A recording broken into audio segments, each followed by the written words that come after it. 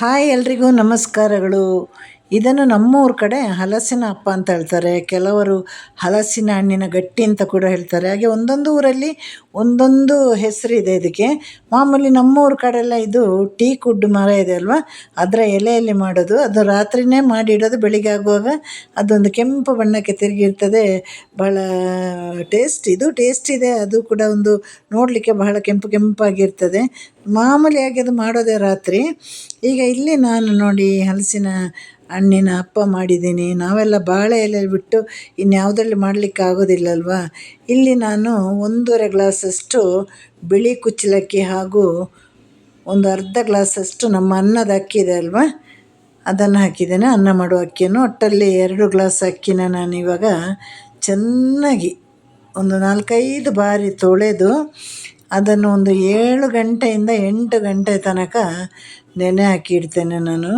ಯಾಕೆಂದರೆ ಅದು ಚೆನ್ನಾಗಿ ನೆನಿಬೇಕು. ಕುಚ್ಚಲಕ್ಕಿ ಇದೆ ಅಲ್ವಾ, ಕುಚ್ಚಲಕ್ಕಿ ನೆನೆದಿಲ್ಲ ಅಂದರೆ ನಾವು ಮಾಡೋ ಯಾವುದೇ ಒಂದು ತಿಂಡಿ ಚೆನ್ನಾಗಿರೋದಿಲ್ಲ. ಇವಾಗ ಇದನ್ನು ಚೆನ್ನಾಗಿ ತೊಳೆದಾಯಿತು. ಇವಾಗ ನೀರು ಹಾಕಿ ಇದನ್ನು ಮುಚ್ಚಿಡುವ. ಈಗ ನಾನು ಹಲಸಿನ ಹಣ್ಣನ್ನು ತಗೊಳ್ತಾ ಇದ್ದೇನೆ. ಇಲ್ಲಿ ಒಂದು 500 ಗ್ರಾಮಷ್ಟು ಹಲಸಿನ ಹಣ್ಣು ತಗೊಂಡಿದ್ದೇನೆ. ಈಗ ಅದನ್ನು ಚಿಕ್ಕದಾಗಿ ಕಟ್ ಮಾಡಬೇಕು. ಈ ಹಲಸಿನ ಹಣ್ಣು ಬಹಳ ಸಿಹಿ ಇದೆ, ಹಾಗಾಗಿ ಬೆಲ್ಲ ಹಾಕುವಾಗ ಸ್ವಲ್ಪ ಕಮ್ಮಿನೇ ಹಾಕಬೇಕಾಗುತ್ತೆ. ಇದು ಹಲಸಿನ ಹಣ್ಣು ಸಿಹಿ ಇಲ್ಲ ಅಂದರೆ ಬೆಲ್ಲ ಸ್ವಲ್ಪ ಜಾಸ್ತಿ ಹಾಕಬೇಕು. ಇಲ್ಲಿ ಹಾಗೆ ನಾನು ನೋಡಿ ಬೆಲ್ಲವನ್ನು, ಇದು ಆರ್ಗ್ಯಾನಿಕ್ ಬೆಲ್ಲ. ಇದರಲ್ಲಿ ಸಾಮಾನ್ಯವಾಗಿ ಏನು ಕಸ ಕಡ್ಡಿಗಳು ಹೀಗೇನ ಏನಿರೋದಿಲ್ಲ. ಆದರೂ ನಮಗೆ ಬೇಕು, ಒಂದು ಮನಸ್ಸು ನೆಮ್ಮದಿಗೆ ಬೇಕು ಅಂದರೆ ಇದನ್ನು ಬಿಸಿ ಮಾಡಿ ಜರಡೆ ಹಿಡಿಬೋದು. ಈಗ ನಾನು ನೋಡಿ ಬೆಲ್ಲವನ್ನು ಪೀಸ್ ಮಾಡಿದ್ದೇನೆ. ಬೆಲ್ಲವನ್ನು ಹಾಗೆ ಕಡಿಯೋ ಕೂಡ ಹಾಕ್ಬೋದು. ಇಲ್ಲಿ ಮೀಡಿಯಮ್ ಗಾತ್ರದ ಒಂದು ತೆಂಗಿನಕಾಯಿನ ತಗೊಂಡಿದ್ದೇನೆ. ಅದನ್ನು ಹೀಗೆ ಹೋಳಾಗಿ ಕತ್ತರಿಸ್ತಾ ಇದ್ದೇನೆ. ಇದರಲ್ಲಿ ಸ್ವಲ್ಪ ನಾವು ಕಡಿಯುವಾಗ ಅಥವಾ ರುಬ್ಬುವಾಗ ಹಾಕಬೇಕು, ಮಿಕ್ಕಿದ್ದು ನಮಗೆ ಮಿಕ್ಸ್ ಮಾಡಲಿಕ್ಕೆ. ಹಾಗೆ ನಾನು ಬೆಲ್ಲವನ್ನು ಈಗ ಬಿಸಿ ಮಾಡ್ತಾ ಇದ್ದೇನೆ. ಅದನ್ನು ಸೋಸಿದರೆ ನಮಗೊಂಥರ ಸಮಾಧಾನ ಅಲ್ವಾ. ಆ್ಯಕ್ಚುಲಿ ಇದು ಆರ್ಗ್ಯಾನಿಕ್ ಬೆಲ್ಲದಲ್ಲಿ ಏನು ಇರೋದಿಲ್ಲ, ಈ ಥರ ಹೊಯ್ಗೆ ಏನು ಇರೋದಿಲ್ಲ, ಕಸಗಳು ಕೂಡ ಇರೋದಿಲ್ಲ.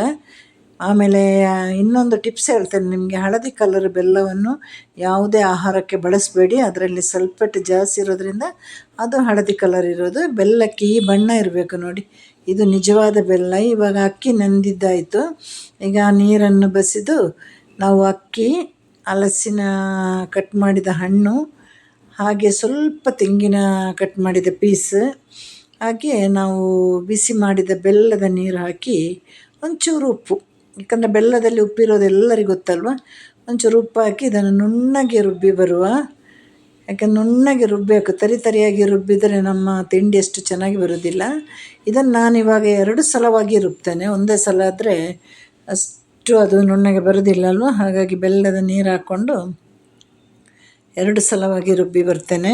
ಬೆಲ್ಲದ ನೀರು ಹಾಕುವಾಗಲೂ ನೋಡಿ ಹಾಕಿ, ಯಾಕೆಂದರೆ ಸಿಹಿ ನೋಡಬೇಕು. ಮತ್ತು ತುಂಬ ನೀರಾದರೆ ನಮಗೆ ತಿಂಡಿ ಕಟ್ಟಲಿಕ್ಕೆ ಕಷ್ಟ ಆಗ್ಬೋದು. ಈಗ 1 ಸಲ ಕಡ್ದಿದ್ದು ಆಯಿತು. ಇನ್ನು ಇದಕ್ಕೆ ತೆಂಗಿನ ಹೋಳೆಲ್ಲ ಹಾಕುವಾಗ ಇದು ಸ್ವಲ್ಪ ಟೈಟ್ ಆಗುತ್ತೆ, ಇದರ ಹಿಟ್ಟು. ಹಾಗೆ ಈಗ 2ನೇ ಸಲ ಕೂಡ ನಾನು ಇದನ್ನು ಕಡೆದು ಬರ್ತೇನೆ. 2ನೇ ಸಲ ಕಡೆದು ಬಂದಾಗ ಸ್ವಲ್ಪ ಗಟ್ಟಿಯಾಗಿ ಕಡೆದು ಇದೆರಡನ್ನು ಕೂಡ ಮಿಕ್ಸ್ ಮಾಡ್ತೇನೆ. ಈಗ 2ನೇ ಸಲ ನಾನು ಕಡಿಯುವಾಗ ಉಪ್ಪು ಹಾಕ್ತಾಯಿಲ್ಲ. ಫಸ್ಟ್ ನಾನು ಕಡಿಯುವಾಗ ಉಪ್ಪು ಹಾಕಿದೆ, ಯಾಕಂದರೆ ಬೆಲ್ಲದಲ್ಲಿ ಉಪ್ಪಿರುವ ಕಾರಣ ನಾವು ಉಪ್ಪನ್ನು ನೋಡಬೇಕಾಗ್ತದೆ. ಈಗ ನಾನು ತೆಂಗಿನ ಪೀಸ್ ಹಾಕಿದ್ದೇನೆ, ಕಟ್ ಮಾಡಿರೋ ಒಂದಷ್ಟು ಪೀಸನ್ನು ಹಾಕಿದ್ದೇನೆ. ಮತ್ತು ಇದಕ್ಕೆ ಏಲಕ್ಕಿ ಪುಡಿ ಮಾಡಿ ಕೂಡ ಹಾಕ್ತಾಯಿದ್ದೇನೆ. ಒಂದು 7-8 ಏಲಕ್ಕಿಯನ್ನು ಮಿಕ್ಸಿಯಲ್ಲಿ ಪುಡಿ ಮಾಡಿ ಸಿಪ್ಪೆ ಸಮೇತ ಹಾಕಿ.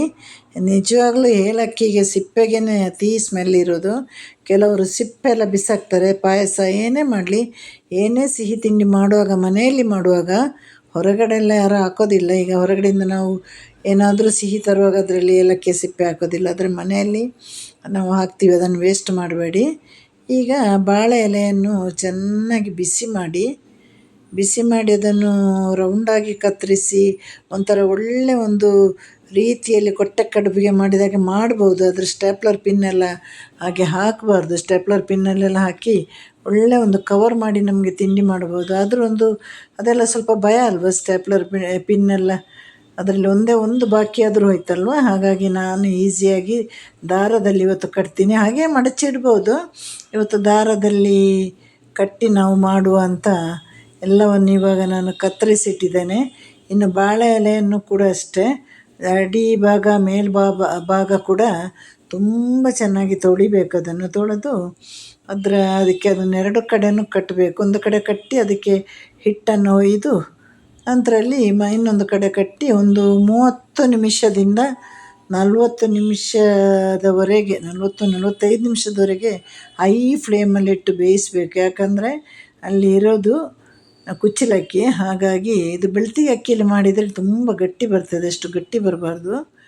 ಇದು ಬೆಳ್ತಿಗೆ ಅಕ್ಕಿ ಸ್ವಲ್ಪ, ಕುಚ್ಚಲಕ್ಕಿ ಜಾಸ್ತಿ ಹಾಕಿ, ಅದು ಬಿಳಿ ಕುಚ್ಚಲಕ್ಕಿನೇ ಹಾಕಬೇಕು, ಕೆಂಪು ಕುಚ್ಚಲಕ್ಕಿ ಎಲ್ಲ ಸೇರಿಸಬಾರ್ದು. ಇವಾಗ ಇದನ್ನು ನಾನೊಂದು ಆ ಶೇಪಿಗೆ ತಂದು ಒಂದು ಕಡೆ ಕಟ್ಟಿ ನಂತರ ಅದಕ್ಕೆ ಒಯ್ದು ಮತ್ತೊಂದು ಕಡೆ ಕಟ್ಟಿ ಅದನ್ನು ಹೈ ಫ್ಲೇಮಲ್ಲಿ ಇಟ್ಟು ಬೇಯಿಸ್ತೇನೆ. ತುಂಬ ಟೇಸ್ಟಿಯಾಗಿರುತ್ತೆ. ಸೀಸನ್ ಫುಡ್, ಯಾವುದೇ ಒಂದು ಸೀಸನಲ್ಲಿ ಈ ಥರ ಹಲಸಿನ ಹಣ್ಣು, ಮಾವಿನ ಹಣ್ಣೆಲ್ಲ ಬೇರೆ ಬೇರೆ ತಿಂಡಿಗಳನ್ನು ಮಾಡ್ಬೋದಲ್ಲ, ಅದನ್ನೆಲ್ಲ ಮಾಡಬೇಕು. ಮತ್ತೊಂದು ಸಲ ನಾವು ಮಾಡಬೇಕಂದ್ರೆ ತುಂಬ ಕಾಯಬೇಕಾಗುತ್ತಲ್ವ. ಈಗ ನೋಡಿ ನಮ್ಮ ಕಡುಬಿಗೆ ನಾನೀಗ ಅದರೊಳಗಡೆ ಹಾಕಿ ಇನ್ನು ಬೇಯಿಸಬೇಕಷ್ಟೇ. ಒಂದೊಂದನ್ನೇ ಹೀಗೆ ಮಾಡಿ ಹಾಕಿ ಇಡ್ಲಿ ಪಾತ್ರೆಯಲ್ಲಿ ನಾನು ಬೇಯಿಸ್ತಾ ಇದ್ದೇನೆ. ಯಾಕಂದರೆ ಹೈ ಫ್ಲೇಮಲ್ಲಿ ಇಡಬೇಕು, ಸಿಮ್ಮಲ್ಲೇ ಮೀಡಿಯಮ್ ಫ್ಲೇಮಲ್ಲಿ ಇಟ್ಟು ಬೇಯಿಸಬೇಡಿ. ನೋಡಿ, ಇದು ಒಂದೊಂದನ್ನೇ ಇಟ್ಟು ಬೇಯಿಸುವಾಗ ಅಂದರೆ ಅದರ ಅಡಿಭಾಗದಲ್ಲಿ ತುಂಬ ನೀರು ಹಾಕಬೇಕು. ಅದರ ತಟ್ಟೆ ಇದಲ್ವ, ಅದರ ಒಂದು ಇಂಚು ಕೆಳಗಿನವರೆಗೆ ನೀರು ಹಾಕಬೇಕು. ಇಲ್ಲಾಂದರೆ ಅಷ್ಟೊತ್ತು ಹೈ ಫ್ಲೇಮಲ್ಲಿ ಇಟ್ಟಾಗ ನೀರು ಬತ್ತಿ ಹೋದರೆ ಮತ್ತೆ ಕಷ್ಟ ಆಗುತ್ತೆ. ಮತ್ತೆ ಓಪನ್ ಮಾಡಿ ತೆಗೆದು ನೀರೆಲ್ಲ ಹಾಕುವಾಗ ಅದೊಂದು ಕಷ್ಟ. ಅದಕ್ಕಾಗಿ ನೀರು ಚೆನ್ನಾಗಿ ಹಾಕಿ, ಆ ನೀರಂತ ಮೇಲೆ ಬರೋದೇ ಇಲ್ಲ. ಈಗ ಹೈ ಫ್ಲೇಮಲ್ಲಿಟ್ಟು ಬೇಯಿಸಬೇಕು. ಮಧ್ಯದಲ್ಲಿ ಒಂದು ಸಲ ನೋಡಬೇಕು, ಯಾಕೆಂದರೆ ಅದು ಈಗ ಅರ್ಧ ಗಂಟೆ ಅಂತ ನಾವು ಹೇಳಿದ್ರೂ ಅದರ ಎಲೆ ಪೂರ್ತಿಯಾಗಿ ಬಣ್ಣ ಚೇಂಜ್ ಆಗಬೇಕು. ನೋಡಿ, ಆ ಥರ ಹಸಿರು ಕಲರ್ ಇದೆಯಲ್ಲ, ಅದು ಇದ್ದರೆ ಬೆಂದಿಲ್ಲ ಅಂತ ಲೆಕ್ಕ, ಒಂದು ಭಾಗ ಬೆಂದಿಲ್ಲ ಅಂತ. ಹಾಗಾಗಿ ಅದನ್ನೊಂದು ಸಲ ಮಗುಚಿ ಹಾಕಬೇಕು. ಮಗುಚಿ ಆ ಕಡೆ ಈ ಕಡೆ ಹಾಕಿ ನೋಡಿ, ಆಗ 2 ಕಡೆಯೂ ಚೆನ್ನಾಗಿ ಬೇಯ್ತದೆ. ಈಗ ನೋಡಿ, ಒಂದು ಹಸಿರು ಕಾಣ್ತಾ ಅಲ್ವಾ, ಅದು ಬೆಂದಿಲ್ಲ ಅಂತ ಲೆಕ್ಕ. ಅದು ಇನ್ನು ಬೇಯಿಸಿ ಅದನ್ನು ಈಗ 30-40 ಅಂದರೆ ಅದೇ ಲೆಕ್ಕ ಇಡಬೇಡಿ. ಬೇಗ ಬೆಂದರೆ ಬೇಗನೆ ಆಫ್ ಮಾಡ್ಬೋದು. ಇನ್ನು ಸಮಯ ಸ್ವಲ್ಪ ಜಾಸ್ತಿ ಬೇಕಂದ್ರೂ ತಗೊಳ್ಳಿ, ಯಾಕೆಂದರೆ ನಾವು ಹೇಳಿದ ಟೈಮಿಗೆ ಅದು ಬೇಯಬೇಕು ಅಂತ ಏನಿಲ್ಲ ಅಲ್ವಾ. ಹಾಗೆ ಚಿಕ್ಕದು ಮಾಡಿದರೆ ಬೇಗ ಬೇಯ್ತದೆ. ಇದನ್ನು ಕುಕ್ಕರಲ್ಲಿಟ್ಟು ಬೇಯಿಸುವ ಹಾಗಿಲ್ಲ.